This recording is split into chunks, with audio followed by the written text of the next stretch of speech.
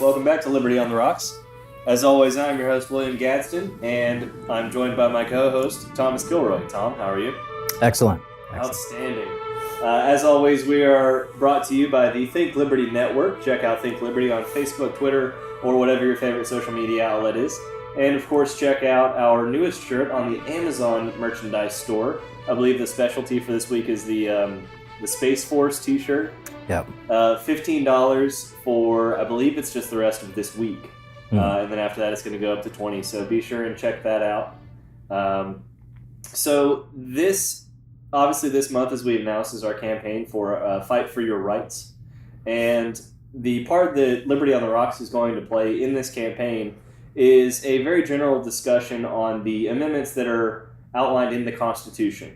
So, of course, as most of you know, the constitutional amendments are what restricts the government from infringing on the rights and liberties that we enjoy as individuals, as citizens. So in this episode, we're going to cover the First, Second, Third, and Fourth Amendments. And then in the second episode, we'll cover the second half of the Bill of Rights as well as the 16th Amendment. So that'll be a nice little surprise that we've got planned out for you today. But let's go ahead and get started. Awesome. So, Tom, with the First Amendment, I want to start by outlining exactly what it is and what the historical context of it was. Okay. And then we can talk about kind of the modern aspects of it, how it's under attack right now, and what we as individuals can do about it. So, what is your recognition or understanding of the First Amendment? My understanding is, I guess, during that time period, 1700s and before in Europe, it was not okay to criticize the royalty in print or in speech, and people were executed or exiled, so on and so forth. And the Founding Fathers, our original government, decided that wasn't liberty, that wasn't freedom, and so they wanted to enshrine that right bestowed upon us by God, to say that you can say whatever, and without fear of death or penalty, just because of legal repercussions. Persecution from the state. So you mentioned like personal speech and freedom of the press, which are obviously very, very important. But I think some of the other points of the First Amendment, they kind of get glossed over a little bit. They're not as sexy. Are freedom of religion. So, of course, at the time, the Church of England was the state church. Yeah. So, as a subject of England, you had to be a member of the Church of England or partake in its customs and ceremonies, etc. You didn't have a choice. So, if you wanted to be literally any other denomination, or certainly no denomination at all, no religion at all, you did not have that choice. You also didn't have the right to protest. So if you wanted to publicly protest, in modern day we have marches and, protests, picketing, this sort of thing. They weren't allowed to do that. They also weren't allowed to address the government with any grievances that they may have or problems, issues that they saw with the government. They weren't allowed to do that. So all of those things play into this idea of freedom of speech or freedom of expression. So that being the historical context of that, we can look throughout American history at how pivotal of a right that is. All of that is sort of the gatekeeper of all of the other rights that we enjoy.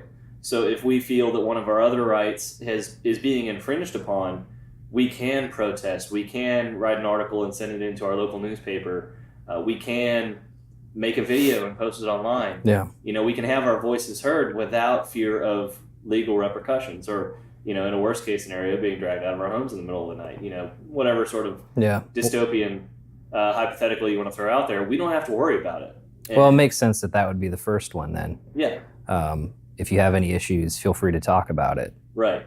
And we're also going to talk about all of these others, but this is before we get into all of that, just so you know, this is kind of the linchpin for the rest of it. You know, it's the first line of defense for the other amendments, for the rights that we enjoy. So it's also important to point out that in many countries around the world, throughout history, but even in the modern day, which we're going to get to, people didn't have and don't have freedom of speech. So even in our recent history in America, you know, you had things like women's suffrage, the civil rights movement, you know, for minorities, all of these different things. Freedom of speech was absolutely pivotal to that. And then, of course, even when that was infringed upon for certain groups of people, you know, it took civil disobedience on their part and saying, no, this isn't right. The First Amendment applies to us as well. And they practiced it and they exercised it. And eventually their liberty was grown as well through the First Amendment. Yeah. I mean, that was my understanding of how the Republican Party was even started, was because they disagreed with the model of slavery and wanted to abolish it. Right. So. And yeah, exactly. So not only do the people that are in Congress, our elected officials, the politicians, the elites, not only can they have their voices heard, but the individual can as well. Is the general point here. But in modern day, you know, so we've got places like North Korea, Venezuela, Cuba. You know, we've got these countries that are traditionally understood as being very repressive of free speech. Most countries in the Middle East, you know, the list goes on. But we generally think of the West as being the exception to that. Well, the West embraced rights for the individual and empowering the individual with liberty and freedom. But that's really just not the case. And why don't you tell us a little bit about that? How it isn't the case currently? Yeah, in the modern day, in modern Europe specifically. So we were talking about this the other day. Yeah, well, the whole idea of being critical of any religion should be an enshrined right. I think back to what we refer to as like classical or even modern thinkers, being, you know, the Greeks. They had freedom to congregate and openly discuss ideas on Mars Hill and around the Pantheon, and you know, just discussing all of these philosophical and religious ideas without fear of death or retaliation from the person that they're having a discussion with. Well, whereas today, it's certainly not the case. In Western Europe, parts of Russia, I mean, they're very, in that way, they're anti-Western ideology, where it's just, if you're Islam or something that is subversive for the state, it's quashed. Right. It's kind of not a thing anymore.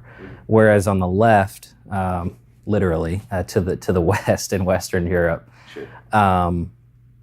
They are too timid. It's the exact opposite reaction. We will just let you exist, and then if you have any kind of ideology, doesn't matter what it is, we don't want to offend. We want to liberate you by letting you be an oppressor, if that's your thing, if you're into that. And then Canada, shifting over, they, you know, the whole thing that Jordan Peterson, Dr. Peterson was fighting for, went through, fighting against rather, went through. They now have hate speech laws. You can be fined. I think prison sentences as well. Yeah, I think it's 6 months is the minimum now. Yeah, and then Count Dankula, Right. the Scottish YouTube comedian. The saluting pug. Yeah, that's ridiculous. Ridiculous, certainly. Oh, of course. But that's the whole point. If they want to do that, let the market, let the people, the viewership decide whether it's worth watching or not. Yeah. It's not for the government to curate things like that. So that's a really good segue, because I want to talk about absolutism when it comes to freedom of speech specifically. So is freedom of speech absolute as a right? Let's call it a natural right. I mean, we've put a hedge around it, kind of, with shouting fire in a crowded group and then libel and slander laws. So no, I guess. Should it be, I guess, would be the better way to word that question. Yeah. In your opinion, should it be absolute? Yeah. Why? Because anytime you have an argument and you have someone with a dissenting argument on the other side, You don't want to have a language police or just something that's arbitrary where the goalposts can change all the time. You want to get your idea out there and with just as much freedom and authority as anyone else. And then, like you said, let the market or just let your local population, your local community decide whether or not that has any credence or value. So yes, it's the same thing about if you want to refuse service to whomever, okay. But if someone labels you an idiot and they run a culture campaign and say, don't shop at this woman's store, this man's store, okay. Well, yeah, we've seen that play out, pretty recently with the, bake the cake issue in Colorado. Sure. With the cake artist shop. I forget exactly what it's called. Oh, I don't know. The Red Hen in Virginia or Maryland. We see these things happening, and on both sides, it seems like there's almost selective outrage. Yeah. So with the bake the cake thing, the right's very upset, because it's more in their wheelhouse, and then with the Red Hen, it's against the right, or excuse me.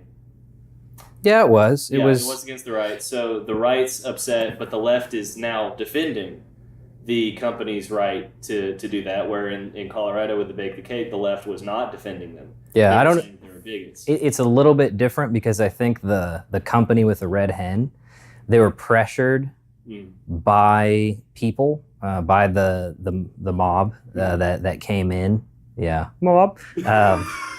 And I really hope Dr. Peterson never watched this. and they asked them to leave, and so they're like, "Hey, this is awkward. Right. We want you to leave." So it's a little bit different, and that's probably why they're defending it, because it wasn't outright the company I see what you're initially saying you need to leave. I sit corrected. Yeah, well, it's not terribly different. But the principle applies either way, I think. Yeah. But I think it's interesting that both sides are already going into their corners, respective of which side is being oppressed that they're more sympathetic to. Instead of just taking a step back and saying, no, they all have the right to do that, regardless of what their reasons are, and then let the market decide if there will be consequences. Yeah. Now, some people would label what happened at the Red Hen as harassment.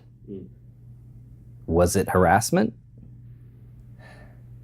I don't know enough about it. I mean, when you hear harassment, I think the connotation is more that there's an aggressive sort of behavior going on. At least from what I understand, it was pretty much just like we'd ask you to leave.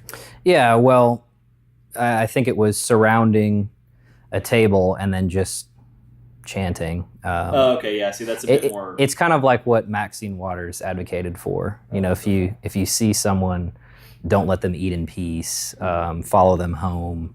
Make their life very difficult. Right. Is the kindest way to describe kind of what she was advocating for. Which, in my understanding, in certain circumstances, could devolve into harassment. So that's why I'm kind of not understanding their point of view.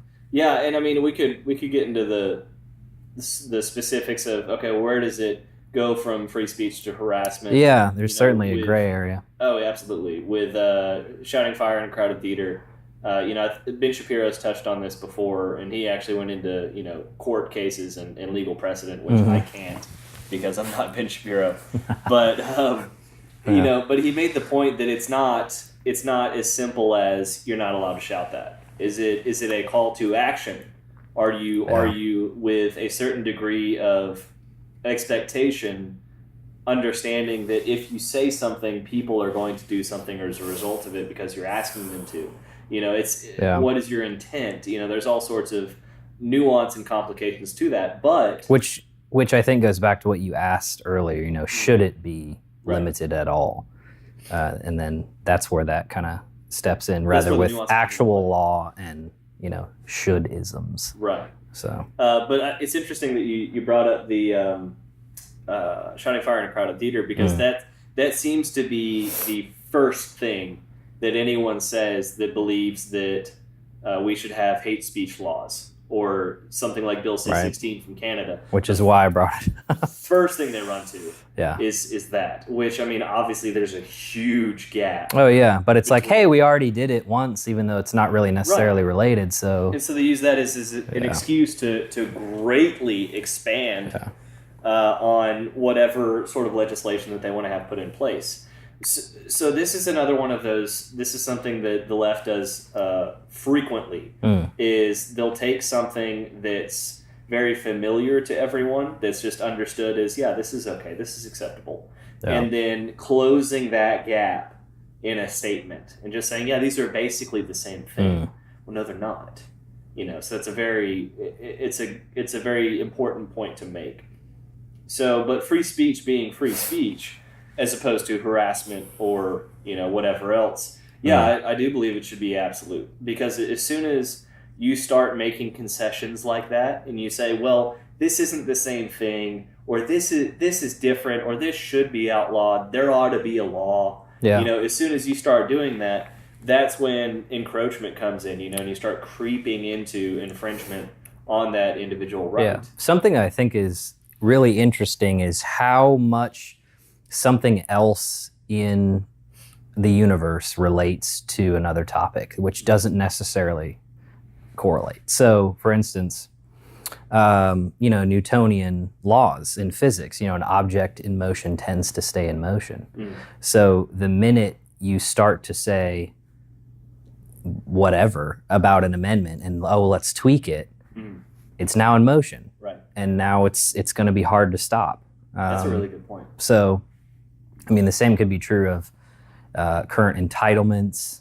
I was listening today about how much the welfare state has grown and how much it's expected to grow.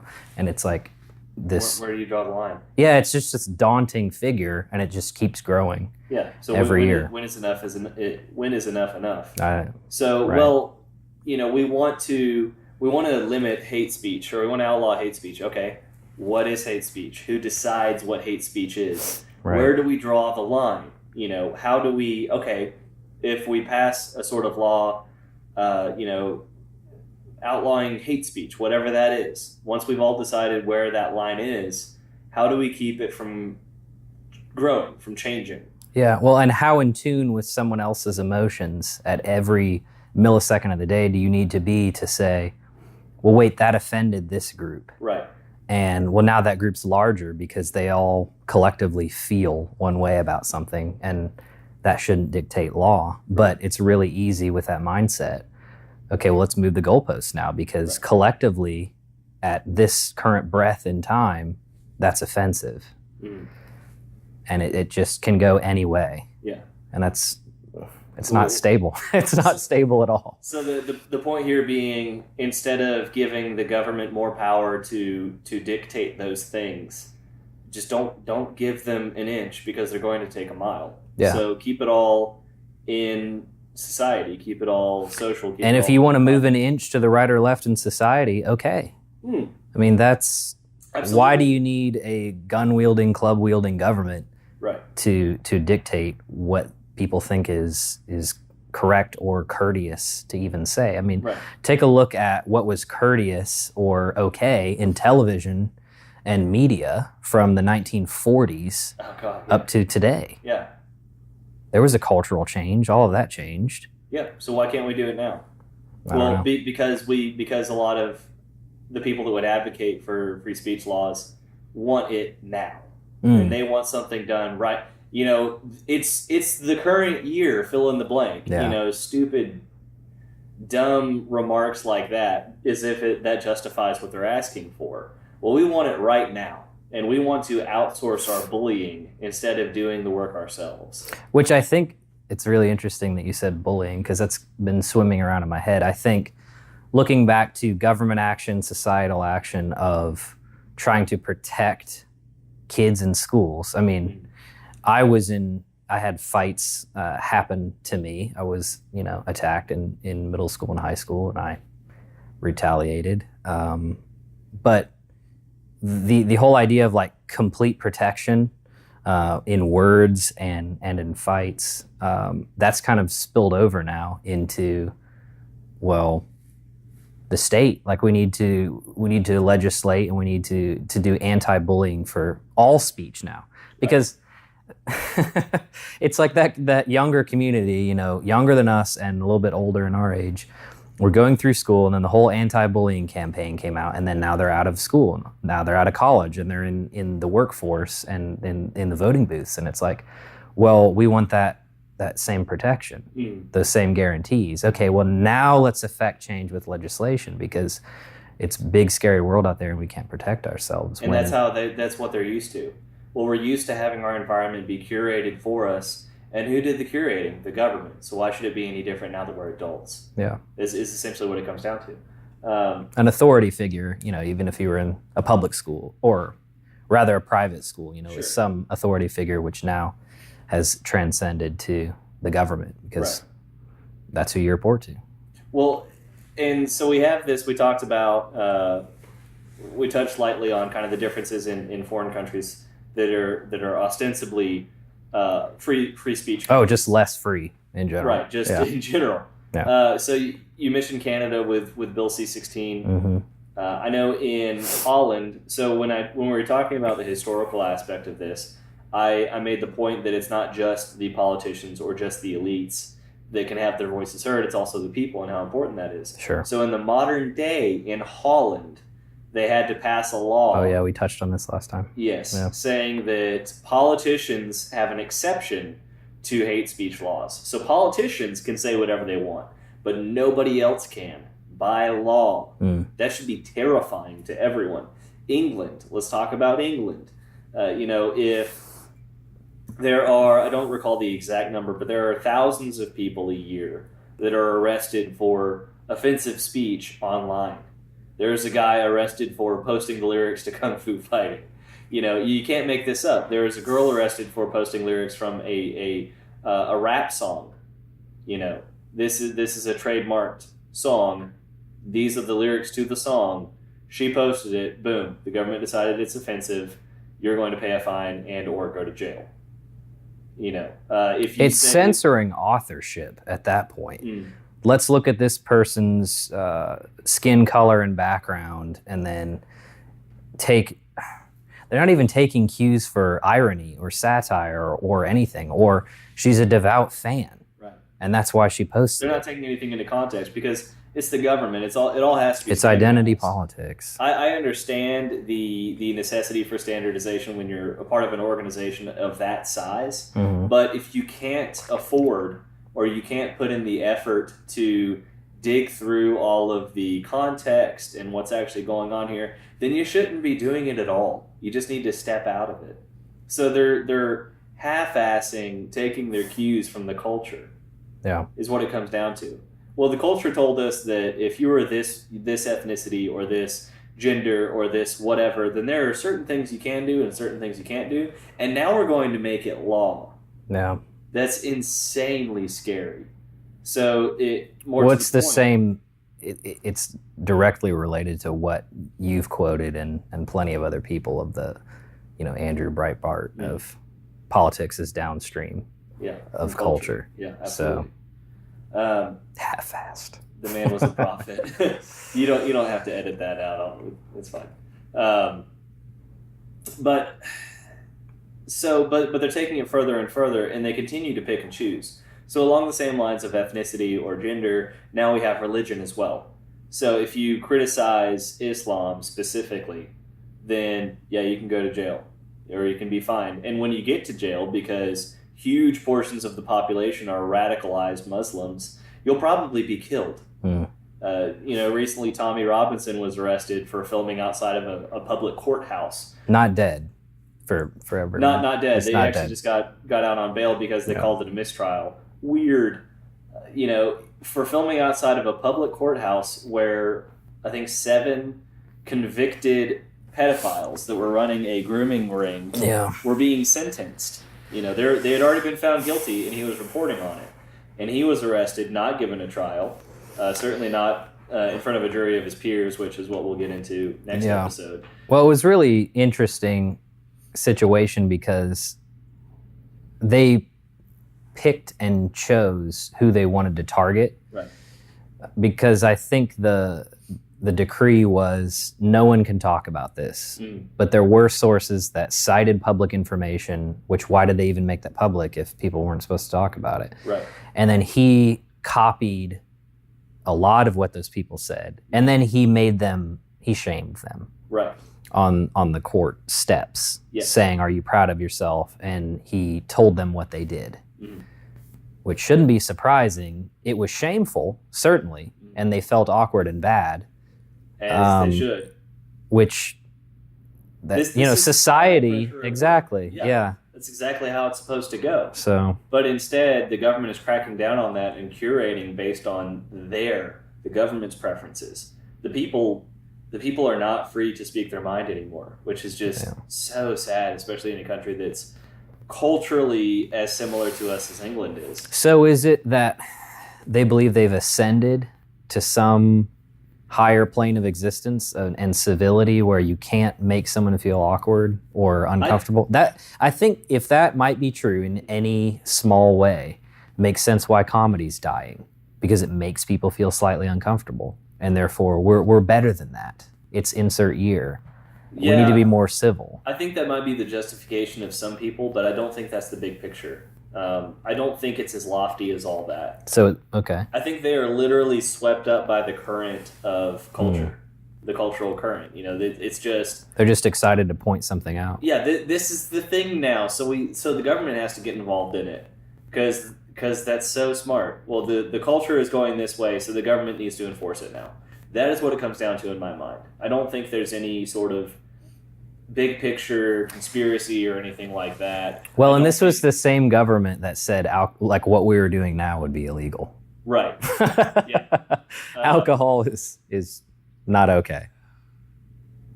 Anyway, so in the meantime, so we're going to start kind of segueing into the Second Amendment here a little bit, but I want to point out that more recently, particularly using England as an example again, but also Belgium, Germany, a lot of European countries that have had a huge influx of migrants from the third world, specifically, are seeing skyrocketing rates of violent crime, sexual assault, rape, burglaries during the daytime, murder rates, all of these different things. It's more dangerous in London than it is in New York City now for the average individual. Yeah, I think the simplest way to look at it is kind of like if you were to have like this or, a glass of water. And then if you were to like drain some of it out or like refill it and then also fill it with a solvent and watch it mix well. Regardless of whatever the people group is, it doesn't matter. If you put too much solvent in there, at some point it is that. Right. So the culture is going to change, and that's not offensive. Right. That's whatever culture it is. I'm not saying anything. It's just if a large group of something, a solid, goes into the liquid, ratio-wise, at a certain point, it is just basically the solid. Correct. So things will change. That is a fact. I don't know how that's offensive or how that doesn't get people to think. Just wait until we see the comment section after we post this video, and I'm sure we'll discover all of that for ourselves. But so they're seeing all of these things happening. We've got these skyrocketing rates of violent crime, rape, everything else. You're 3 times more likely to be raped in London than you are in any major U.S. city now. 3 times. Stabbings are on the rise because they've already outlawed, obviously they outlawed guns long ago. Now, do they have a different understanding of rape or? No, it's just, rape that bad. Rape. It's that bad. Okay. It's actually that bad. So the cultural assimilation issues aside, this is what they're concerned about. They're not concerned about the rates of violent crime skyrocketing or daytime burglaries or any of the things I mentioned. They're concerned about hate speech. Oh. They're concerned about arresting somebody because they posted lyrics online that somebody might not like, or because they criticized a religion that has a pattern of certain tendencies. Because someone says something that the government has decided that someone else might not like, that's what they're concerned about. not grooming gangs that are sexually molesting little children. So they're penalizing the people that are law-abiding, the more rational people that will follow the laws. They're taking their rights away. Which, this is why it's a great segue into the Second Amendment. So basically, that's their focus. They've got all of these other real issues that are going on, but instead, all of the resources, the taxpayer-funded law enforcement resources, are being dumped into monitoring Facebook and Twitter. Are you shitting me? It's insane. So, in the meantime, let's move on to the Second Amendment here. Okay. So, the Second Amendment will follow the same formula. So, historically, if... Tom, what's your interpretation? Tom, what's your interpretation? Thank you for that lead in there. Oh, well, yeah, I can give you the lead. No. And we haven't even had that much yet. This is just going downhill fast. This is great. So, historically, with the Second Amendment, it was because the British basically started reinforcing their troops in the major cities in the U.S. because the colonials had a lot of issues with related things, taxes and whatever else. I think we're all familiar enough with that. Representation. So then they saw what a threat that having firearms readily available to the citizenry, or the subjects at the time, could be to the crown, to the authoritarians that were already repressing the subjects. So we need to get rid of those. So they started rounding up guns. They started seizing them, calling for, you need to turn them in, a buyback without the buyback. Looking at you, Australia.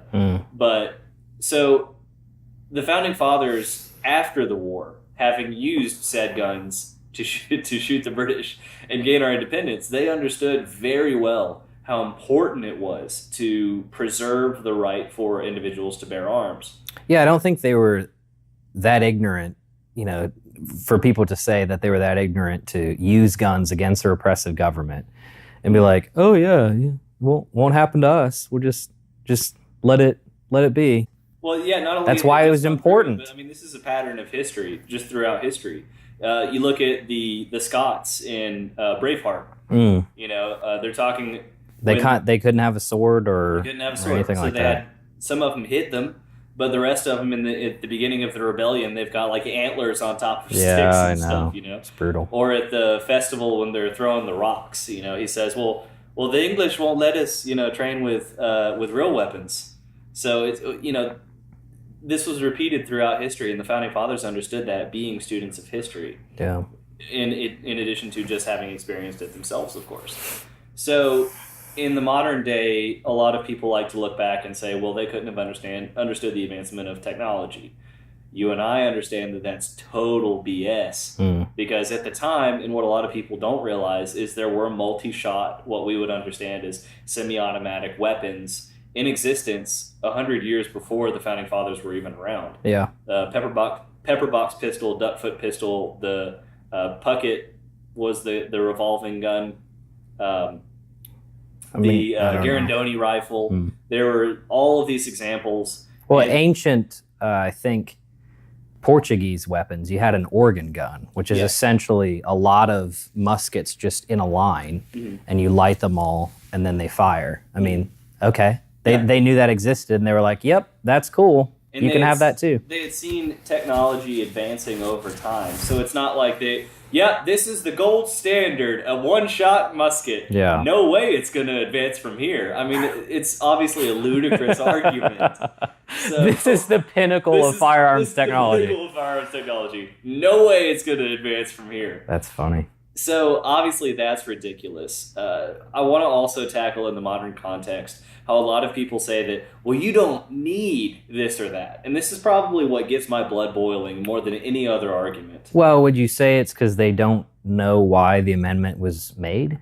No, I don't think it's even that. I've seen a lot of people argue that, well, I understand that we needed it then for like bears and, Native Americans that were attacking the fort and whatever. They watch too many Western movies or something. Yeah. But we don't need them anymore. But my issue with that is, who the hell are you to tell me what I do and don't need? Well, it's because control. Right. It all comes down to control. But I had someone tell me to my face, well, you don't need an AR to defend your home from home invaders, from burglars. So I'm going to take a little fork off of this Okay, idea. please do. I think it would be interesting to ask them before you talk about that, do you think humans are naturally good? Okay, yeah. And then if they said, oh, well, of course, because they want to virtue signal and say people are nice. Right. And then when they say you don't need X and Y weapon, well why? Mm-hmm. Are you afraid that that person might use the weapon something you don't like? Mm-hmm. And you're generalizing across everyone. Right. So now you're saying you don't think people are generally good. Right. If they have a firearm. As if the firearm makes their they suddenly their mental capacity or the way that they think is now evolved because they've held steel and wood. Yeah, I pick up an AR-15 and all of a sudden I just want to kill everyone. Which obviously, again, it's a ludicrous argument. Right. But this guy said, well, yeah, you don't need a semi-automatic or a multi-shot weapon. He went as far as saying, I'm sorry, that's ridiculous. Okay. He said you don't need a multi-shot weapon, and you only need a single shot because you're either a bad hunter or there's only going to be one guy that's breaking into your house. Like statistically, statistically, you're not going to have a gang of intruders into your home. Okay, first of all, show me the stats. But second, F you, because you don't get to tell me what I do and don't need. Well, go to a rifle range and have someone get you all hyped up and you're scared. And then put a paper target out there and fire one shot and tell me where you hit. So I told him, I said, so you're telling me that if you wake up in the middle of the night and somebody just broke into your house, you don't know where he is. That too. You don't know where he is. You're just waking up from sleep. Your adrenaline's pumping. Your heart's pounding. It's dark. He's somewhere in the house, and you got to get the jump on him before he gets the jump on you. You're going to make that one shot. Just one. Just one, because that's all you need, right? It's the most ridiculous argument, and it just shows how out of touch a lot of the advocates for gun control are when it comes to real-life scenarios. And even the CDC has said that up to 3 million defensive gun uses happen in America every year. 3 million. Now, does that classify that a round was fired? Because I've heard people follow that up with, let alone how many times the weapon was just brandished and then it de-escalated. So I mean, does that record that someone fired a shot? I'll be honest, I don't actually know if it differentiates between the two. But even if it's both, you're talking about 3 million between those two scenarios. If it is both of those together, which versus 333,000 firearms-related deaths a year, half of which are suicides, by the way. Well, which is so funny to me when the politicians advocate for votes by saying, well, even if it just saved one life. Well, so we're talking about one life. Right. Versus the real stat and the real lives that were saved based on having a firearm. I don't know how that... And that's from the CDC and the FBI. 3 million lives a year versus 33,000. Yeah, which even if that's biased towards underrepresenting the numbers, or I don't think it would overrepresent. They're fairly anti-Second Amendment in Washington. Well, yeah, of course. So you've got that to tackle, but at the same time, let's get a little bit more philosophical. And I don't want to spend too much time on this because we did hash it out on the Liberty Bites episode. Mm-hmm. But what this really comes down to is that it's not about guns. It's about your right to self-defense. So it doesn't matter what tool you were using to accomplish that goal. Whether it be a gun, a knife, a club, whatever it is. If somebody broke into your house, you want a tool with an equal amount of force or a greater amount of force because you're in the right here. Dude came into your home to do God knows what. Right, and that's the whole point. You don't know. You have a right to self-defense, so you have to assume that guy came in with no good in mind, and you have to stop him by any means necessary. So look at, let's say, the Middle Ages. Again, not with the Scots per se, but you're about to go out on a quest or whatever. A quest. Or let's just say you're going to town over. You're a merchant or a trader of some sort. Okay. and there's a lot of woods in between there, and there are some bandits in the woods. What are they armed with? They probably got swords. They might have bows and arrows. So that's like the government saying, yeah, we need you to move these goods. We want you to be a successful businessman, but you're not allowed to carry a sword with you. Yeah, there's a pretty good chance that you might get attacked while you're going about your business, but you're not allowed to have the means to defend yourself. That is exactly what we were looking at in the modern day. Every time someone calls for an infringement on the Second Amendment, and by the way, any gun control law is an infringement on the Second Amendment. Again, we're talking about an absolute right here. So, yeah, if I want to, as a law-abiding, responsible gun-owning citizen, want to own a fully automatic, that's my business, and that's none of yours. Period. There should be no question about that.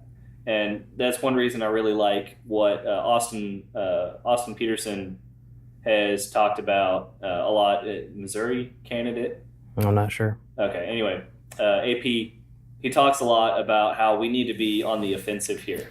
So whenever a mass shooting happens and we get the whole round of calls for more gun control and this and that, every time it happens, we always concede something. We always give up a little bit of something. Well, I mean, this horrible thing happened, and so we need to concede something so that, they kind of get off their high horse and we can all forget about it. He says, screw that. We need to be on the offensive with this, and we need to start rolling back all of these controls that have been put in place to get in the way of our right to self-defense. Because, again, this isn't about a firearm. This is about having a tool with which to defend yourself. So let's look at England again. Perfect example here. They outlawed guns. Violent crime didn't go down by any measure over the long term. In fact, it rose over the long term. So they outlawed knives. Well, now knife crime is actually going up. Weird. It's like criminals don't actually follow the law because they're criminals. So, you can try to legislate. Well, I thought you were going to roll into the swimming pool argument. I want to touch on the swimming pool just because I thought it was laughable until I actually looked it up and saw that this was real. So we'll touch on that in a second. No. So they're actually denying law-abiding, responsible citizens the ability with which to defend themselves. And then on top of that, we've got the swimming pool situation. So why don't you tell us about that? Well, it's kind of like, I don't know where it happened before, but it was probably in the States. If you don't post a no trespassing sign, and let's say, for instance, someone tries to break into your home and is walking over the roof of the garage and they fall through a skylight and they injure themselves and they can't get out of the garage for whatever reason. It's pretty easy to disengage, whatever. Anyways, they have to survive off of dog food while you're on vacation. You come back and then they sue you and they win. Right. So you have to post a no trespassing sign in order to not have that happen to you, apparently, in the States. So in the same way, I don't know if it even matters if you have a fence around your property or not. It might not even matter, but kiddie pools, above ground pools, in-ground pools, I think are all under attack now. Could be a certain sector of England or maybe the entire UK, but they're looking at restricting swimming pools or just banning them, because if someone's coming to do God knows what, again, to you and yours, and they fall in the pool and somewhat drown or do end up drowning, you're culpable. For their safety, bodily harm and while they death. were attempting to burgle your home, and I guess the defense is I was just walking and I happened to jump over the fence and fell in. I was in a fugue state. So the pendulum has swung so far the other direction that it's not even about a person's ability to defend themselves and their private property. It's now about protecting the criminals that would do harm to those same people. Yeah. That is where England is at right now. And so if England, at least on these two issues, that of free speech and freedom of self-defense, the inherent right to self-defense, then if they're the canary in the coal mine, we are totally screwed when it comes to these things. And that's why it's so important that we have these discussions, that we can put these videos out so that people can watch for themselves and understand that these things are going on right now. Well, the whole premise of a canary in the coal mine is if there were toxic gases, the bird's so small Right. that it would die. So I First. should say, if Well, we but don't pay here's- attention, Yeah, so that's the Yeah. beauty of it. If it's the exact example, if it's a 1-to-1, we need to get out of the coal mine. right. So if We we need don't to pay fix attention things. to them being the canary in the coal mine, then we're screwed. You're absolutely right. Yeah. It's mind-boggling to me. So essentially what this comes down to as far as the Second Amendment is concerned is it's not about a gun, it's not about a knife, it's not about straws. It's about intent. It's about intent. It's about you having the ability to defend yourself, your private property, and your family. There's a lot of yours there. Yeah. Well, Yeah. also the intent goes both ways. It's not just the person defending themselves. It's the intent of that person who's infringing on your rights. Right. Which is why it's so important to understand that, private property is a natural extension of that. If it is your home. So if someone breaks into your home, they have no business being there, which is why it's totally justifiable to take violent action against them, swift and violent action. Right, so for the government to step in and curate what you can and can't, what you are and aren't allowed to do, what actions you are and aren't allowed to take to defend yourself, your property, and your family, that's when we have an issue here. Because now you can be legally, your hands are being tied. So I just don't know how many ways I can say it. The government is now infringing on your inherent right as a human being to defend yourself. So the only other option here is to just, you want to let them break in and do whatever it is they want to do because you fear legal repercussions? That's insanity. Sorry, go ahead. Well, but who was it that said, those of you that are willing to give up your rights for a little amount of safety deserve neither? Right. Benjamin Franklin. Okay. It's something along those I mean, lines. that's it. incredibly powerful. Well, not only do you deserve neither, but you will receive neither. Yeah. The Patriot Act, it's a bit of a segue here, but the Patriot Act is a perfect example of that. So basically, we got attacked by terrorists. Obviously, that is an issue. It's tragic. This needs to be addressed. Yeah. And the government said, okay, how should we take care of this? And essentially, the American public said, do whatever you need to do. We want to feel safe. Great. So they enact this sweeping legislation and then, a decade down the road, we find out that the U.S. government is spying on its own people, is recording our conversations, is surveilling us. We got the TSA, which has yet to stop a single terrorist attack in America. Well, do they just not report it? No, it's like they haven't with the done airlines and stuff. No, there has not been. So basically, a lot of it. Obviously there's nuance to that point as well. Okay. So maybe it got stopped by traditional law enforcement beforehand. Before it got to the TSA. Yeah.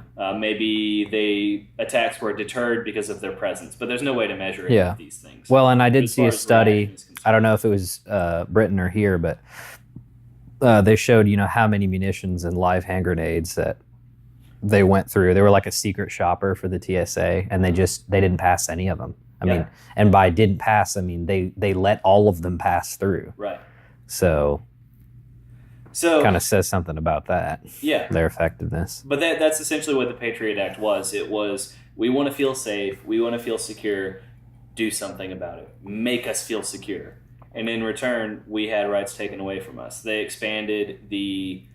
widened the flexibility of habeas corpus. So now you can be held for 24 hours without being charged at all. Under certain circumstances, you can be held for a week or even longer than that under more extreme circumstances with no charges against you. Well, you're just being detained, right? You're just being detained. Right. Let's call it what it is. But that's how they get around it, just for someone who's wondering, Yeah. But it's BS is my point here. Sure. So that is exactly what Benjamin Franklin said playing out in real life.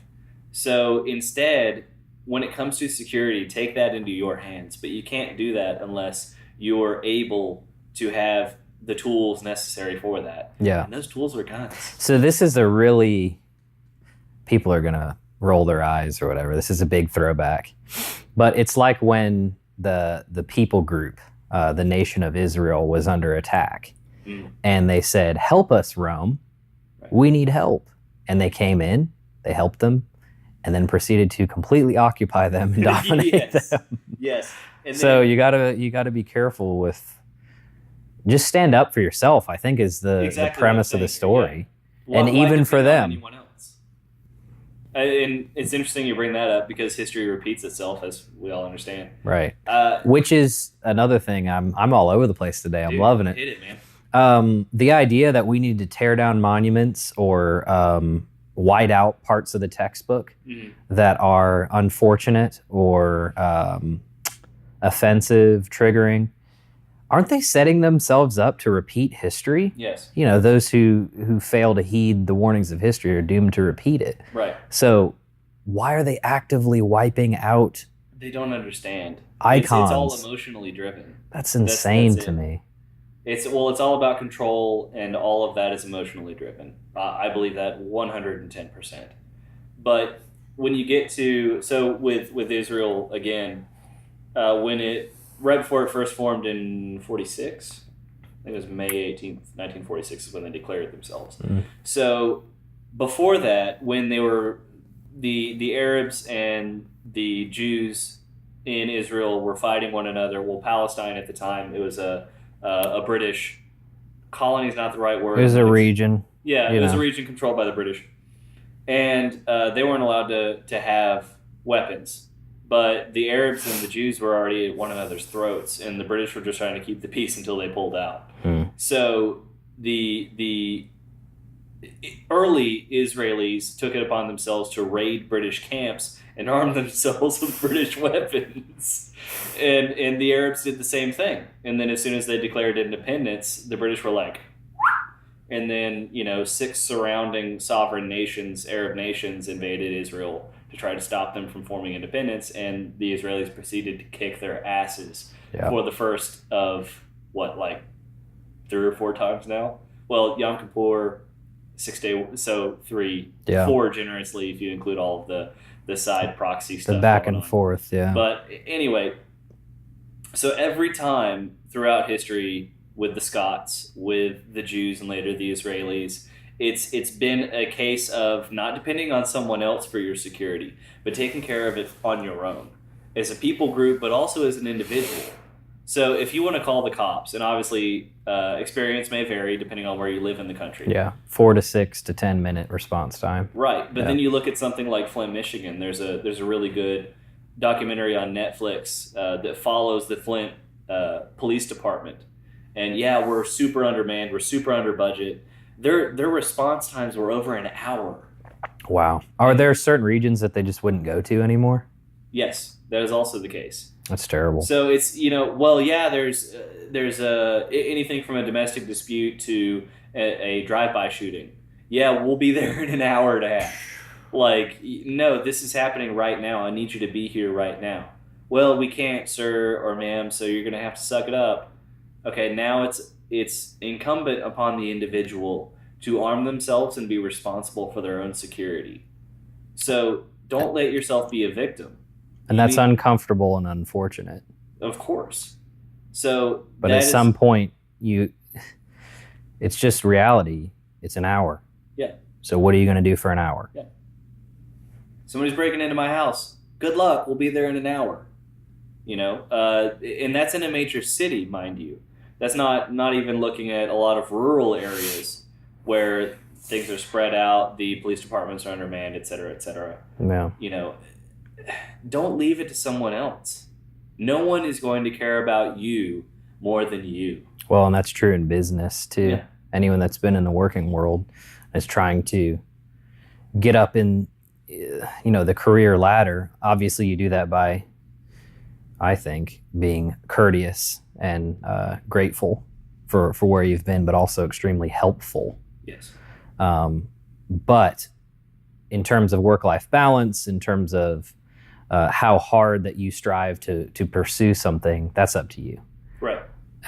Sticking up for yourself in certain respects and just understanding what you can do and what you can handle. And that's really nuanced and loaded, but no one cares about that but you. more intensely than you do. No Yeah. one's going to carry your ass. I mean, maybe you got a mentor or something like that. Great, good for you. Yeah, but they're not going to do your work for you. Right. Yeah. And it's the same way. It's the same thing here. It is ultimately your responsibility for your own safety. So, what does that translate into as far as the modern day? So that means go out, buy a gun, get comfortable with it, train with it, make sure you understand how it works, how to be safe with Yeah. it. Have respect for it. Have respect for it, absolutely. All of those things. But in addition to that, every time something happens that the authoritarian left uses as an excuse to press for more gun control, you need to look at that and understand that that is them pressing for more control over your rights as an individual.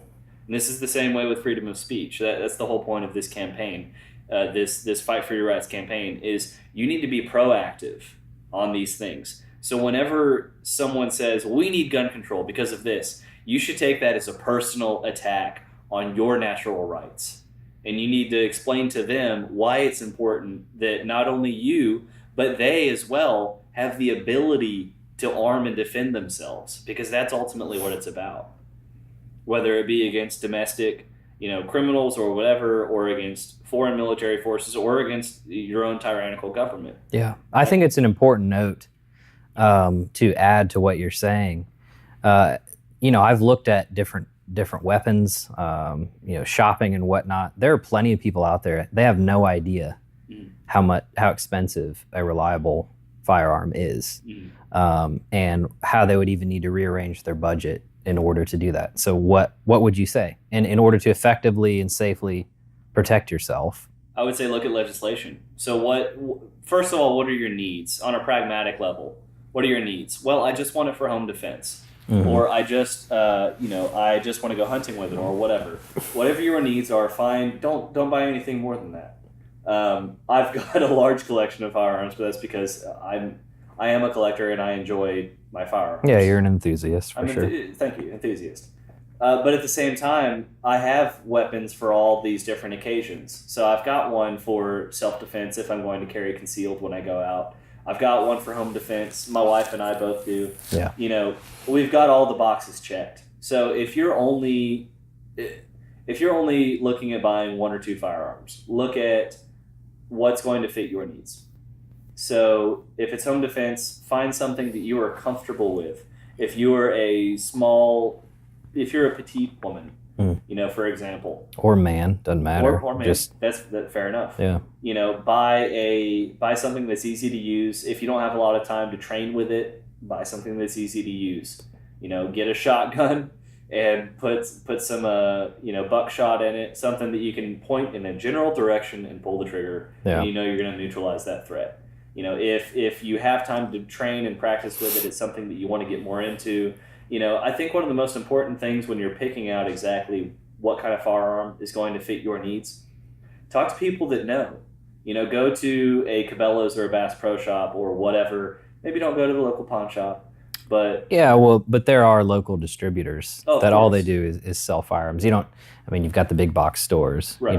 And Salute and whatnot, but, yeah. There are smaller operations too. Of course, locally, I don't mean to overshadow them at Shop all. Small. Fair enough. Yeah, support your local businesses, all that jazz. Yeah. But go to somebody that knows what they're talking about and talk about it with them, and take everything with a grain of salt, certainly. Do your own research, but understand that when someone is giving you advice and you feel that that's genuine, look into it for yourself. That's a good lead. If you have friends that are firearm enthusiasts, go to the range with them. You don't need to fire the gun for the first time, but have them walk you through basic safety, for example. All of these steps that you can take are empowering you as an individual. Now, talk about price, though, because I touched on organizing someone's budget. So how, depending on need, typical pump shotgun because a break barrel is really just one shot. But I can get a Remington 870 for $300-400. Okay, it's not expensive. And then a handgun that's fairly reliable. Same thing. Yeah, you can look at. Actually, just the other day, I was looking at a Smith & Wesson Military and Police 2.0. It's one of their flagship handguns, and I think it was $369. Mm-hmm. It's their newest model. It's a 9mm. I want to say it's a .17 stack capacity. Very good for concealed carry or personal defense, home defense, whatever it is. It's kind of an all-around firearm. So we're talking less than 450 after theft. Easily, Tax. Yeah, after theft, after government theft. It's very affordable. But I also want to point out that depending on the laws in your state, and this is where experience may vary, are you looking to concealed carry? Okay, well now you're looking at shall issue versus shall issue versus can issue. You're looking at fees for applying. You're looking at all these different things. How long it's going to take the process. Yeah. So that's something that I want to get into on the legislative side. So every time they put in laws, more and more laws into place to control what you can and can't do. It's not just talking about what firearms specifically or what capability those firearms have that you can and cannot own, which is bad enough. But a lot of these things are also building artificial obstacles to gun ownership. Putting things behind a price wall is a very basic thing. And I heard the point made. Or we can talk about self-manufacturing if you wanted to. Oh my gosh. No, that's absolutely a current that I did want to touch on. I didn't put it in my notes because I'm kind of an idiot. But so when you look at, somebody made the example the other day. So after the shooting in Florida, they said, well, we need to raise the minimum age to 21. Now you're talking about... Well, think of, all the women that now can't protect themselves. It's bad enough on college students. If you're a young woman on a large college campus, maybe you're taking night classes, and you have to walk between buildings. You are not allowed to carry a weapon on that campus, much less have it in your dorm room. Yeah. That leaves a wide swath of opportunities for you to be sexually assaulted. Well, and then someone would point to that and say, well, see, William Gadsden's agreeing with rape culture. It's not at all. I'm saying regardless of the number, that's still going to occur across the U.S. Right. So if it's not about elimination, it's about mitigation. So what I mean by that is you're never going to, and this applies to a huge swath of things, but with this specifically, you're never going to eliminate violent crime or sexual assault. This is part of human nature and the human experience, as unfortunate as that is. Because humans are not inherently good. Correct. We're fallen creatures. Part of human nature is, even if you agree that human beings are morally neutral or even morally good, everyone has to You still have either side of the curve. Yeah. Yeah, there are going to be outliers. There are evil people in the world. What? Oh, yes. I'm sorry if this is big news to you. There are bad people out there that are going to do bad things. So you need to enable yourself to defend yourself from those bad people. It's very simple. It's very simple. So with age laws, you're now closing the door on all of these people that are now made vulnerable. That might have already been vulnerable. For example, college students or elderly. Elderly. Yeah. When you're talking about cost in putting things behind artificial paywalls, now you're talking about closing the door on low-income families or low-income individuals. You're talking about people that live in high-crime areas that don't have, again, low income. Now you're saying, well, yeah, you can own a firearm, but you have to pay $400 in fees, which, by the way, I'm not pulling that out of my ass. That's about what it costs to own a firearm in New York City, in many parts of California. So now all of these low-income people that are far more likely to encounter a violent crime or a break-in, now they can't afford to defend themselves. And that is because of the government. And that is something that we all need to be aware of. So go and buy a firearm. Go talk to somebody that knows what's going on, that can educate you on, advise you on what you should purchase based on your needs, et cetera, et cetera. All of these things that we talked about. Yeah. But when it comes to the ground floor, when it comes to the big picture stuff, that's when you're talking about exercising your First Amendment. There we go. Got another tie in there. So someone wants to pass more gun control. Look at what they're proposing. What is the fine print here? Do you agree or do you disagree with it? If you disagree with that, Get out there on the street. Make yourself a picket sign. Make some picket signs for some other folks if you can't make it yourself. But get involved. Do something about it. You have to make your voice heard, because if you don't make your voice heard, no one's going to do it for you. It's the same way with security. So if you aren't becoming involved yourself, then people are just, that law is going to steamroll right over you, and those laws have consequences. Well, yeah, I think gun laws would be okay. It doesn't affect me at all until it does. Hmm. And even if it doesn't ever affect you, maybe you're a millionaire and you've got a house with a big wall around it, and whatever else. It affects other people. It affects people that your relatives, your friends. So why would you not want to help them by becoming involved? We do need to understand that there's an element of community here at the same time. I think it's very important to point out and to understand. Yeah. So not everyone is living in the same situation that you are. So again, it comes down to enabling the individual to provide their own security, their own defense, their own protection. It's another fork, kind of justifying the republic that we live in. Mm. Not everyone lives in your environment. Not everyone has your situation. Therefore, they need to have equal sway, equal representation in our system, hence the Electoral College. Because a large congregation of people, pure democracy, like you said, is mob rule. Mm. Which I would think that anyone would be against. Well, you would think that. Yeah, well, that's maybe a utopian belief. Well, that's when we can get into Greek philosophy with the three forms of government. It's a tangent. Yeah, but that's important. Of course, yeah, absolutely. So basically, what you're referring to is the difference between a republic and a democracy, right? Yeah, and why someone can lose the popular vote and still be elected, and it's just interesting that we just keep going back. It's a circle every time. And what was it? George Bush, George W. Did he lose the popular, but he was elected?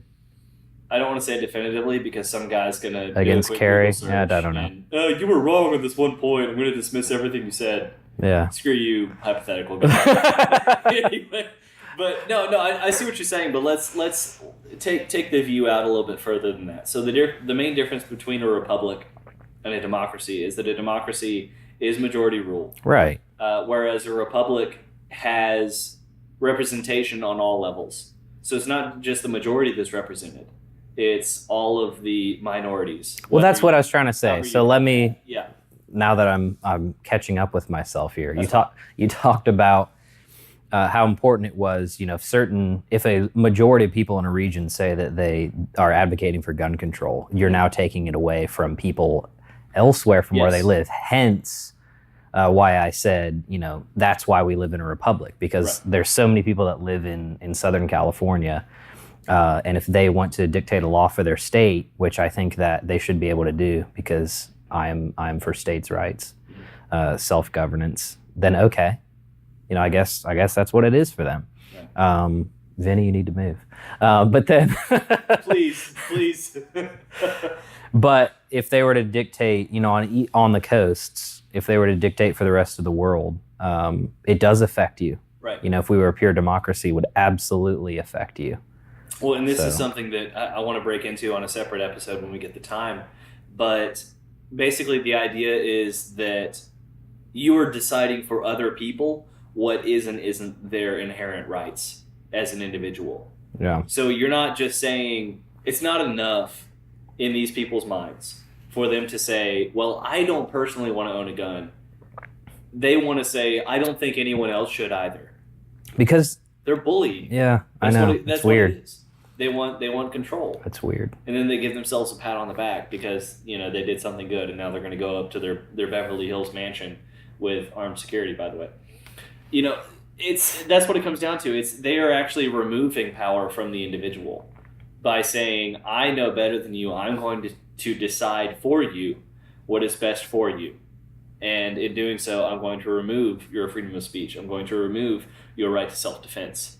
You know, all of these things because these people decided. So the whole idea of a republic, of a constitutional republic more specifically, is that these things, these rights are off the table. You cannot infringe upon these. That's the whole point of constitutional amendments. These can't be touched. Let's decide policy on a state by state or a local level, whatever else. Let's do that. But these things are off the table. And that's what it comes down to. So as soon as these individual rights are infringed upon by the majority, or let's be honest, by the loudest voice at this point. Squeaky wheel. Squeaky wheel. Squeaky wheel gets the grease. You know, they are the ones that are going to control where this goes.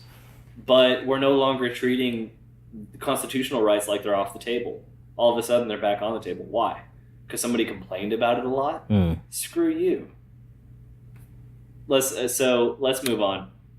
Big picture here. For Sounds good. as a closing for the Second Amendment, it's not about guns. It's about your right to self-defense as an individual.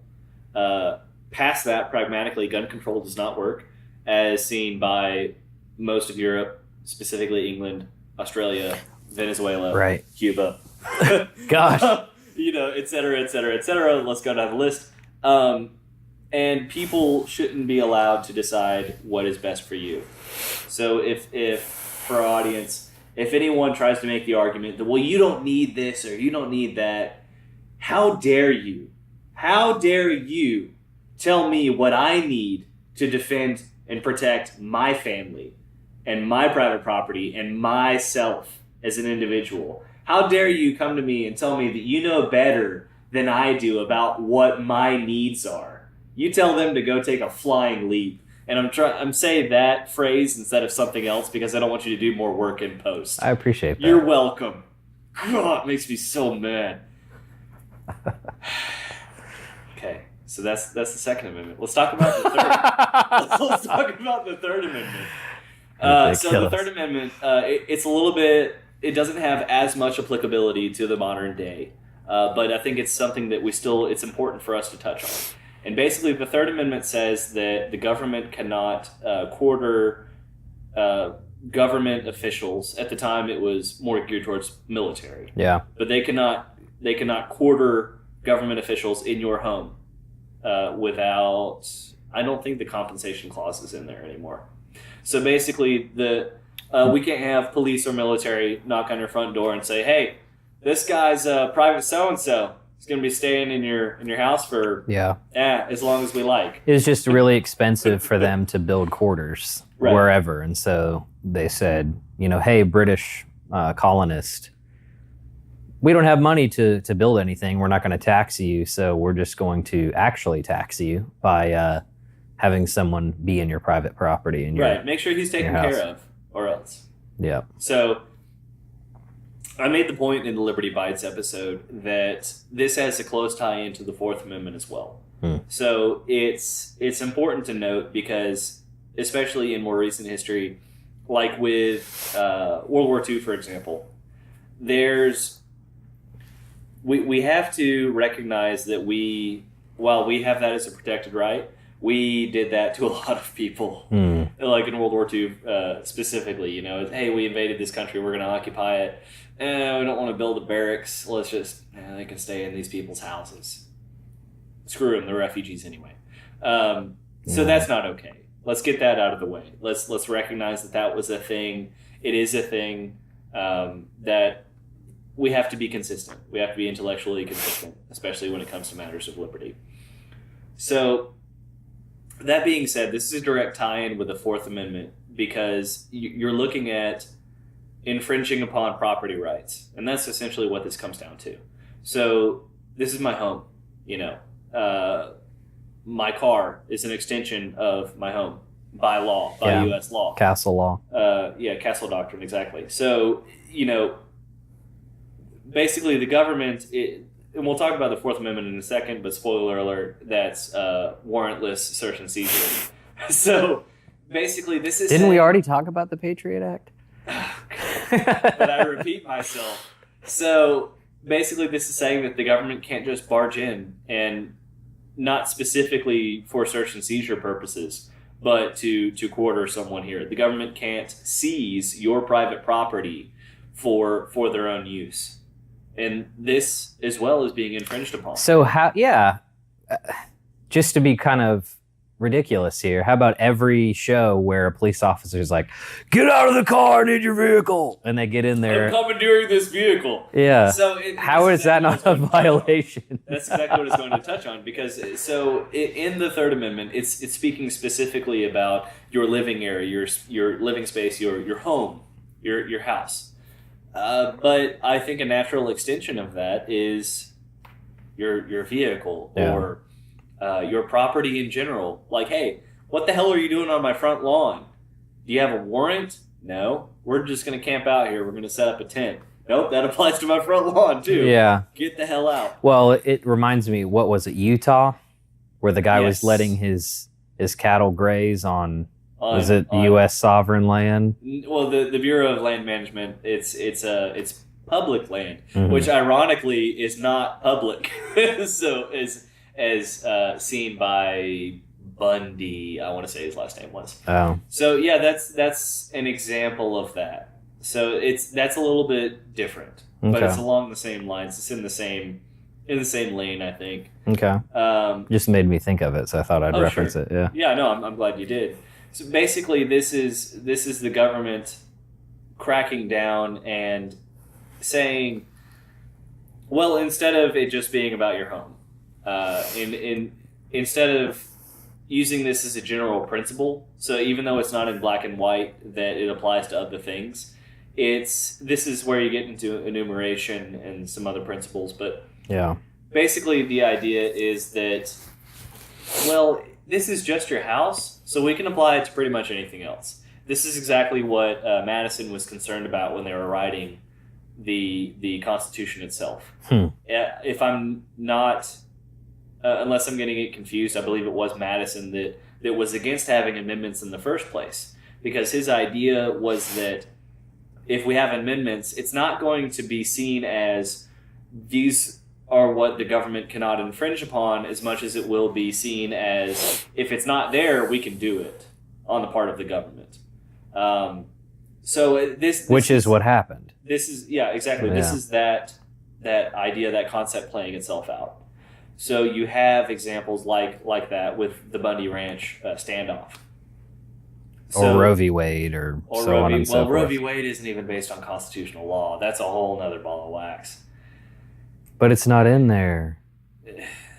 I'm just triggering at this point. I'm sorry. Shoot, are you trolling me? Yes. while we're recording? Yes.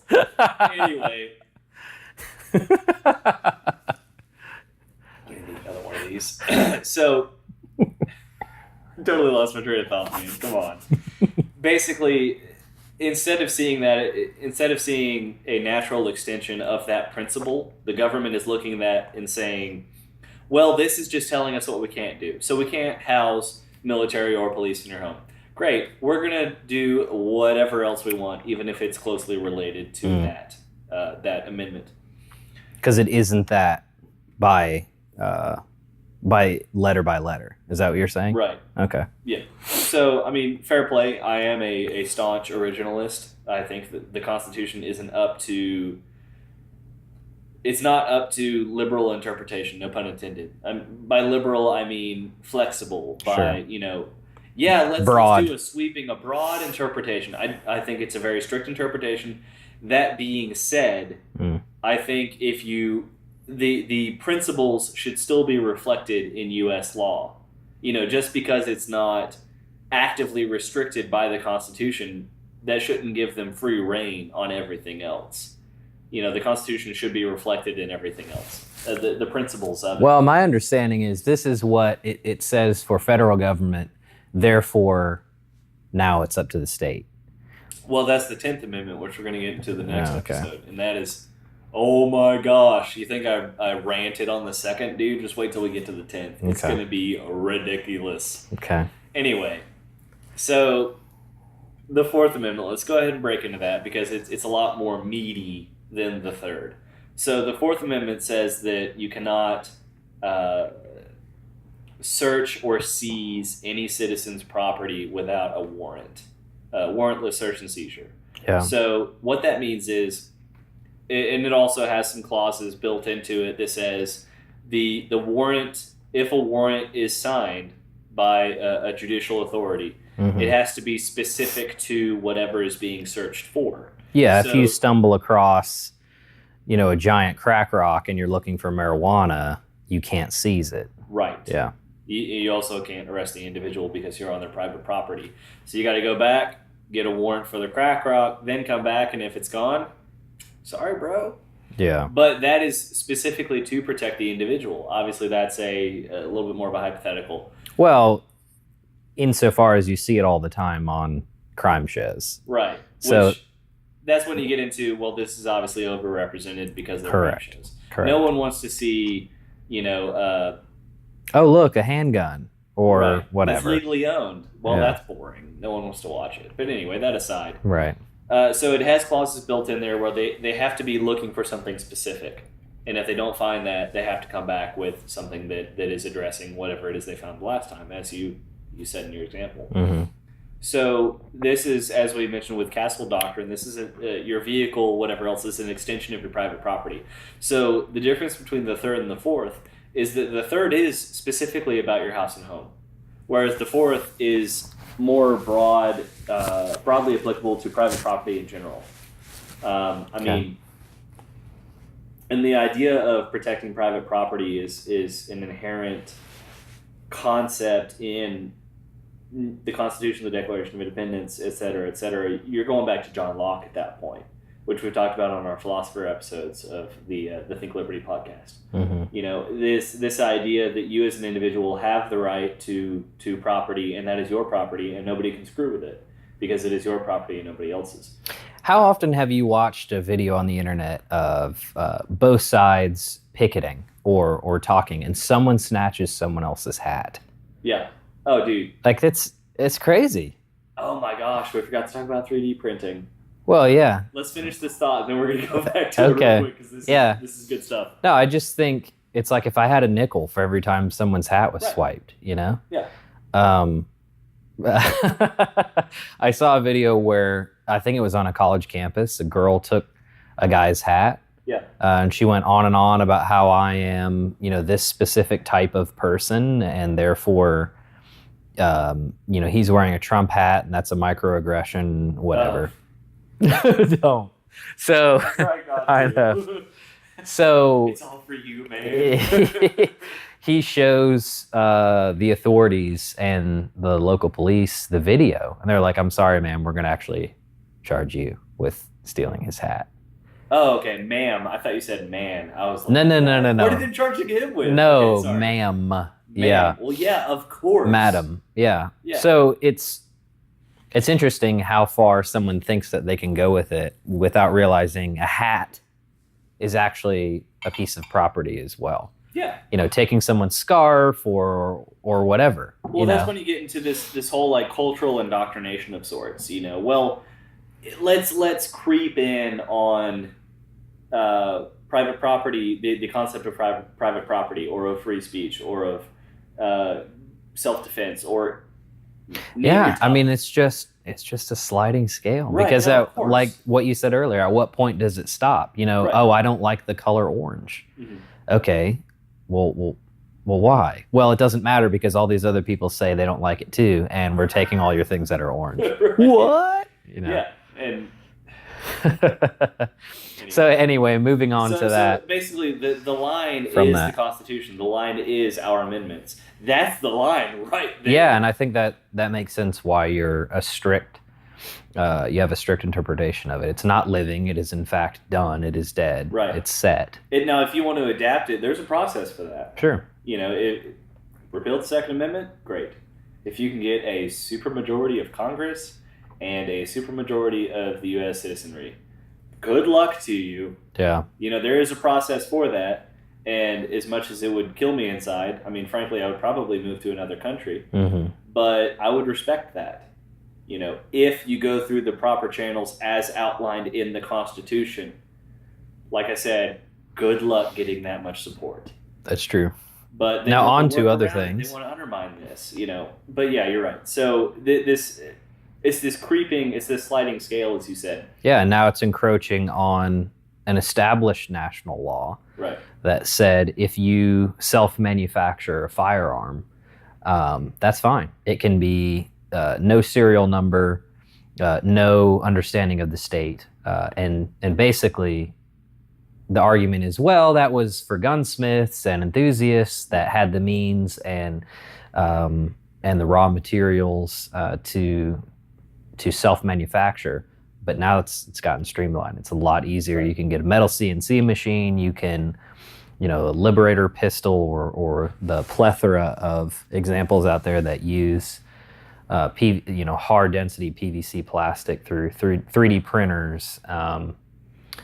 And I was watching other shows, and the basic premise is it's out there. Absolutely. It's the internet, and now everyone has it. You can't stop it. And this plays right into... It's like deleted tweets. Yeah. You can go on LiveLeak or wherever, and the tweets are there. Right. LiveLeak is primarily videos, but it doesn't matter. I mean, it's out there. It's archived on someone's private server. You can't get rid of it. That's how this works. This plays into what we were talking about on our episode about technology. Right now, technology is controlled by the individual. When I was talking about F.A. Hayek, he said technology is amoral, but whoever has control of the technology will be just exponentially more powerful because of it. So this is a perfect example of that. Technology has progressed to the point where, because it has consistently been in control of the individual, it has further empowered the individual, and it has grown from there as a result of being in the control of the individual. So now the individual is empowered to the point where they can create a firearm in their garage if they'd like to. Cody Wilson, is kind of, he's headlining right now. Yeah. Because he's the person that created this whole, the Ghost Gunner CDC machine. Oh, and that was years ago. Of course. Well, now they got a 2.0. Yeah. It's only $1,500 on sale on their website, by the way. And you can make an 80% lower for an AR. Yes, or a 1911. Is it 80% 19 or a full? You can get a block of metal. Yes. And turn it into a 1911 with their plans. And it's all out there. So recently, I think Washington State, a judge, put a hold on it. But in the span of a handful of days, those files have already been distributed to just innumerable numbers of websites. Yeah. Placed on memory sticks. Just, dude, you can't control it anymore. Well, and how would you track it? I mean, are you going to pull up the binary code of each file? After you've renamed it to whatever. Right. I don't know. I don't know how you're going to track it, because my understanding was how they got divisive media and propaganda into North Korea was they put flash drives on balloons. Right. You can't control it. And that is exactly because of the progression of technology. So it's not even a question of how is the government going to control this? Excuse me. Yeah. How is the government going to control this, or how can we mitigate it even? It's done, man. It's done. The individual has been empowered. Yeah. And for better or for worse, it's happened. So let's make it as good as we can make it. So if I want to buy a CDC machine... CNC, I think is what I keep it is. saying CDC because we're talking about the... Anyway. It's all good. If I want to buy a CNC machine... I mean, dude, I've been on Instructables. I've been on Lowe's, even Home Depot. They've got these CNC machines for pretty freaking cheap. Yeah. And a lot of the higher end ones, I just plug a thumb drive in and it takes it from there. It's very easy to do. So now the question is, how do you respond to that? So in terms of the Second Amendment, how is the government going to... I mean, that's an interesting point, because if they adhere completely to the existing law, there's nothing they can do. If they change the Second Amendment, which I don't know, like you're saying, they'd have to get a supermajority. I don't know how that could be done, but you would basically have to do that in order to say self-manufacturing is illegal, and if we find this, quote, ghost gun on you, we're now going to penalize you either with fines or jail time, community service. I mean, we're talking about large changes. So it wouldn't actually be that large. So basically right now, current law, federal law, says that you can buy an 80% lower. That's why 80% lowers are a thing. The market found a way. You know, I love that meme of Jeff Goldblum from Jurassic Park where, you know, Nature. The free market finds a way. That's exactly what happened. Well, but my point about self-manufacturing, you don't need to do an 80%. You can do the full thing. So they would have to change that. I was getting to a point there. I kind of trailed off because I love that meme. Gotcha. But so basically, current U.S. federal law, per the ATF, says that you can buy a block of metal, and if you can form it into an AR, good for you. You know, obviously 80% were more on the radar before these new CNC machines came online. So that was the main focus, but it was great. You can make a pipe rifle for our Fallout fans. You can make a pipe rifle in your garage. No, I'm serious. Well, I know. It's per just U.S. federal law. If you can make a pipe rifle in your garage, great, go for it. But as soon as you transfer that to someone else without a serial number, that is when it becomes. Yeah, you can't sell it. Right. You can't transfer it. So I mean, recently there was a guy that. But the whole point about this mass proliferation is, why would you need to? Why would you need to sell it? Yeah. So now at this, well, I mean, you're a businessman, you're an entrepreneur. There was a guy recently that had a drill press, which is all you need to turn an 80% lower into a fully functional AR lower receiver. Yeah, he was making them and he was assembling them and he was selling them. I applaud that guy, dude. Go for it, man. And of course, he was charged with a federal crime, and he's going to be in jail for a long time, which is unfortunate. But dude, I mean, you've got guys with the entrepreneurial spirit that wants to give people the ability to defend themselves. I see nothing wrong with that, and I think Cody Wilson is a perfect extension of that. He's a perfect example of that. But anyway, with the whole this code getting out, there's no controlling it now. Like the government cannot regulate it anymore. It's a done deal. It's a foregone conclusion. So now, what do they do? And that's the question. So in my mind, I see it going one of two ways. They can say, okay, we're going to shut it down in as many places as we can, and we're going to prosecute anyone that is actively using that code, et cetera, et cetera. We can clamp down on gun laws, or they can go the other way and lift gun restrictions, because now we know more than ever, because we already knew the criminals don't care about gun laws. They're going to arm themselves anyway because they're criminals. Yeah. Now it's more clear than ever that people that want to do harm to others will get the means to do so, one way or the other. So the other thing they can do is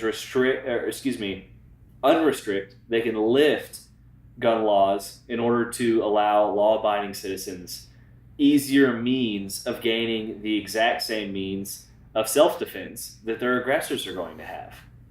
Now, I think we both understand where I think they're going to go with it, and it's not, it's not going to be lifting gun laws. But this is an easy choice. If they were looking at it logically, this would be an easy choice. Which is, I mean, that's unfortunate, but that's the world we live in.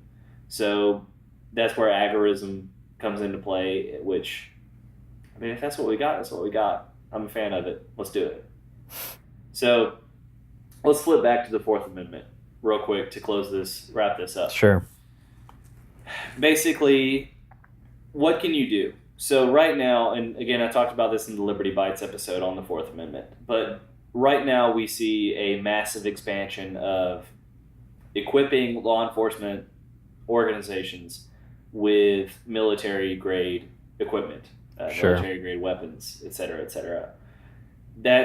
And I say this as a veteran myself, like, I can tell you from experience, dude, you give a guy, if you hand him a capable weapon or equipment and you say, hey, it is your job to use this, they're going to find a way to use it, whether or not it's morally acceptable. That's going to be a thing. Or even technically useful. They're just going to want to keep using it. I've got it. We're going to find a way to use it. That's like giving a 16-year-old the keys to a Ferrari. And hey, take this on its paces, but be safe, okay? What do you think the 16-year-old's gonna do with it? Yeah. You've. Anyway. So what do you? Yeah, I mean So, that's why it needs to be The point being, you've got government employees. cultural responsibility. Correct. You've got government employees that are being given the ability to do the capability to do greater harm, and then we've seen a correlation between that and a rise in no-knock warrants, in raids, in getting the wrong address. Like there's a famous story about how a flashbang grenade was thrown into the crib of an infant during a no-knock raid, and the infant's, I think it's alive. I mean, It's deaf. Yeah. Oh no, it's deaf. So that infant is permanently disabled, and they were at the wrong house because they didn't check the address before they committed to a no-knock raid. Yeah. So there's a rise in both of these things, and there's a correlation between the two. So same thing with, I would even say that goes as far as DUI checkpoints. You don't have a warrant, to ask me if I've been drinking. That's a search of my person. Well, they can ask you, but whether or not it's actionable, whether right? or not you answer it, and that's the point I'm getting at here. So even our Fourth Amendment rights are being infringed upon in the modern day, actively, right now. So what can we as individuals do about that? So with no-knock raids, God forbid that happens to you. There was a story in, I want to say it was New York State, where they did a no-knock raid on a guy, and he didn't know it was the cops, and he shot him. He shot and killed, I think, at least one cop and wounded another, and they killed him on the spot. Because at that point it's justified because, we're police officers and we're being fired upon, so we killed him. Never mind that we got the wrong apartment. You see what I'm saying here? That guy defended himself and he was executed for it. The list goes on and on. My point being, God forbid something like that happens to you. You use every resource that you can gather after the fact, once things have calmed down. I hope you're not shot and killed. But after that, you file a complaint, you contact your congressman, you get a petition cycling around, you get some people and you go protest. You do whatever it is you can per your First Amendment rights, by the way. Yeah. Do whatever you can to make that change. Be the change you want to see in the world and all that kind of thing. With DUI checkpoints, you come up to one, well, why am I being stopped, officer? Do you have a warrant for my vehicle? Do you have a warrant for my person? What do they call it? Stop and frisk. Right. I was wondering if you're going to touch on that. Absolutely. Yeah. Absolutely. I mean, we don't live in a big city area, but I mean, a lot of our viewers do. Stop and frisk. Absolutely unconstitutional. Do you have a warrant to search my person? No? You need to F off. You need to get out of here. You want to come back with a warrant? Somebody knocks on your door. Well, what were they? Is everything okay here? Yeah, what were they trying to stop, though? I think it was probably drugs. It wasn't. It doesn't matter what it was for. Well, but it does for the example of, okay, if we're in a monarchist or a libertarian society, for drugs, you wouldn't stop and frisk. Oh, well, of course. Right? Okay, now I see what you're saying. Yeah. But that's the excuses that they use. Well, there's a lot of drug-related crime in this area, so we're trying to crack down on it. It doesn't matter what you're trying to crack down on. This is a constitutional right that I have, and you do not have the right to search me. So call them out. Call their bluff. One of the regular things. So there's also a probable cause clause where basically, well, I pulled you over because of this, and as an extension of that, I'm also. Is it okay if I search your vehicle? No, it's not okay. Yeah, and you're totally allowed to say no. Absolutely, but that's what a lot of people don't understand, and that's what I want to convey to our audience here. Yeah. It's, well, I pulled you over for a broken taillight. Great, okay. Give me a ticket for the broken taillight. Yeah. Do you mind if I search your vehicle? Hell yeah, I mind if you search my vehicle. Well, I would argue that all you need to say is, I do mind. Correct. I don't see any reason why you need to search the vehicle. Do you have a warrant? do you have a warrant? And if you don't, we're kind of done here. I'm an abrasive individual, so I realize that. My conversation would go differently. But the whole frame of mind, like there's a buddy of mine, that's a black guy, really nice dude, and whenever he gets pulled over, he puts his hands up on the roof.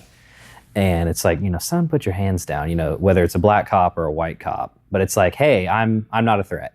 Right. And I'm going to speak cordially with you, and we're going to have a discussion. And do you have a warrant? No, I don't. Okay. No, you don't need to search my vehicle then. I'm allowed to go. Am I being detained? Am I being arrested? No, you're not. Okay. Have a nice day out, Mrs. or Mr. Officer. Mr. or Mrs. Officer. Yeah. And that's it. I mean, be that's civil. All there needs to be. Yeah. And I think that's the correct way to go about it. Me personally, I keep my hands on the wheel. I posture as, I'm an abrasive individual, but I don't actually do that. So keep my hands on the wheel. I'm not rifling through my glove box. Your paperwork, right? No. Hands on the wheel. Comes up to me. Hey, how you doing? Doing good.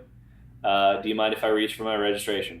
I have a weapon in the vehicle, sir, ma'am, whatever, be respectful. Yeah. But the key here is that you understand your rights. You understand exactly what they are and what the law enforcement officer can and cannot do. And that's what it comes down to here. I think that's the main point for this particular segment. Sure. Is you have to understand what your rights are and when they are trying to either infringe upon them or they're trying to undermine them. Yeah. Such as, well, do you mind if I search your vehicle? Yeah, this is a little awkward. I kind of do mind if you search my vehicle. But I do mind. Do you see a need to search my vehicle? And that's not aggressive or abrasive. That's your right. Well, it's like, what's the statistical correlation of someone with a broken taillight to insert whatever you're exactly you're accusing me for? I've got a couple of kids in the trunk. Yeah. No, you cannot search my vehicle. It's ridiculous. And take the ticket, man. Bite the bullet if that's what you have to do. But that's where the call to action comes into play here. Is, dude, if maybe they're pissed because it didn't go their way and they write you a ticket. Okay. Cool, man. Dude, bite that bullet. That's where we're at right now. That doesn't mean that's going to be where you're at. Yeah, you can work on changing the law for getting a ticket. Right now. Yeah. Because you get involved.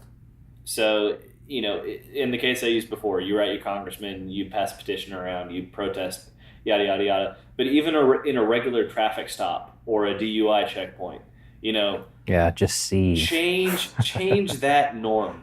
The norm is, no, sir, I haven't been drinking tonight. Yes, sir, absolutely. I'll pull over up ahead so you can search my vehicle. Change that norm. Yikes. Change that norm.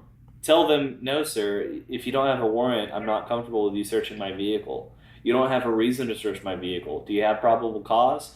Understand what their limits are and press them on it. It's inconvenient. It might cost you some money if you were speeding or you got a broken taillight, but you eat that cost in order to lead to a liberty-centered future, or at least as best as we can get. But that comes down to the individual to make those differences. And it comes down to dealing with the inconvenience or the cost. But the future of that, this is where we get into the conversation of is it uphill or downhill? So if it's downhill, it's a slippery slope and we're going to slide down that slope. We're going to continue down the slope that gave us the Patriot Act, that gave us no-knock raids, that gave us DUI checkpoints. They gave us all of these the infringements upon the Second Amendment rights, and the current press for infringements upon our First. That's the downward slope, and that's if we do nothing. But the upward slope, and it's a lot more work, but the result of that is a far more liberty-centered society. It's a future for our children to not have to deal with all the additional BS that we may have to deal with now. We were building, and I know I just used, but the children argument, but I'm serious. We do the work now. We build a country that we want to see, that we want to live in, and hopefully our children will be able to live in it. But right now, it is up to us as individuals to take part, to become active, to become involved. And if we don't, we have no say in the matter. And we have no say in the matter because we chose to have no say in the matter. I think to add to that in relation to for the children, the difference is when the opposition politically says for the children, they mean right now.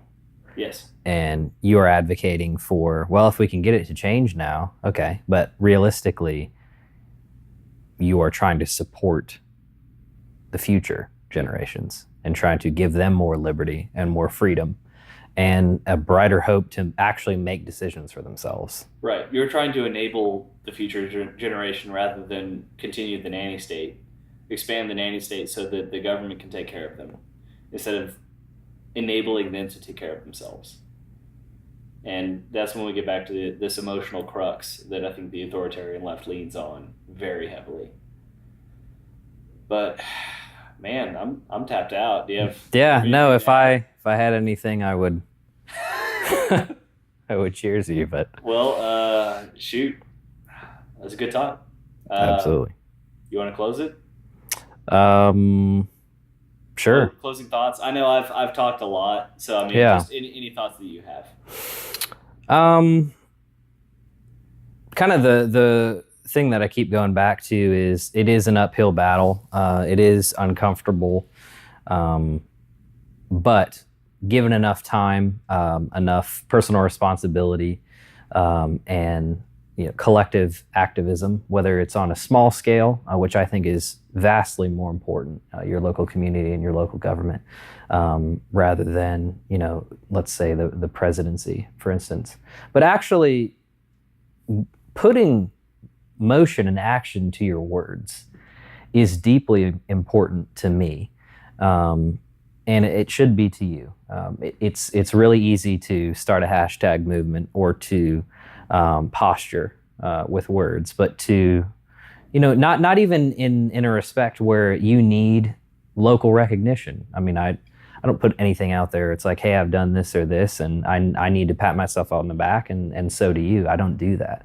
It's kind of the daily sacrificing for yourself, in pitiful, unsexy ways. I think that's a true love for your friends and for your community, is kind of being that silent guardian, someone who is supportive with their words and also their actions without really looking for praise from the community, because then you're just chasing that, and then you get into question your motives and, well, why do I matter? Well, I matter to help people, and well, now I need recognition all the time.